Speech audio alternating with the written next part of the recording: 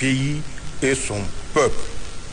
C'est ainsi qu'après avoir échoué à organiser le blocus total de notre pays, puis nous porter frontalement la guerre par l'intermédiaire de la CEDEAO, les forces coalisées opposées à notre émancipation politique et économique ont décidé, tirant les leçons de leur échec, de se réorganiser pour atteindre autrement leurs objectifs, en combinant de façon sournoise opérations terroristes d'éclat, actions économiques subversives, manipulation politique interne, ainsi que guerre informationnelle et jeu de discrédit sur nos institutions et autorités politiques.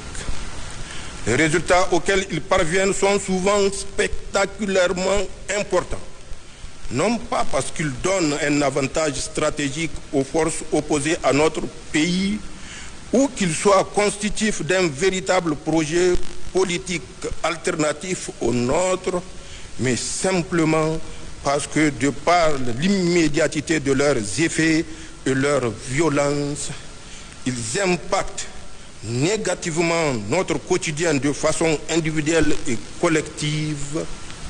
Ils bénéficient d'une importante couverture médiatique et diplomatique à l'échelle internationale. Ils sèment le doute chez certains d'entre nous et nous divisent. Ils rencontrent nos légitimes mais pressantes attentes individuelles ainsi que notre impatience quant à un changement véritable. Ils nous font parfois perdre de vue ce que nous avons réussi ensemble et nos nobles objectifs communs.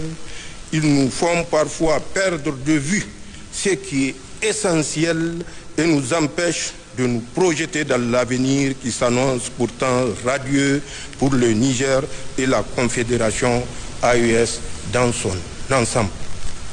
Mes chers compatriotes, c'est dire que je mesure la complexité de la situation à laquelle nous faisons face, les difficultés qui se dressent devant nous, ainsi que l'état d'esprit de nombre de nos compatriotes.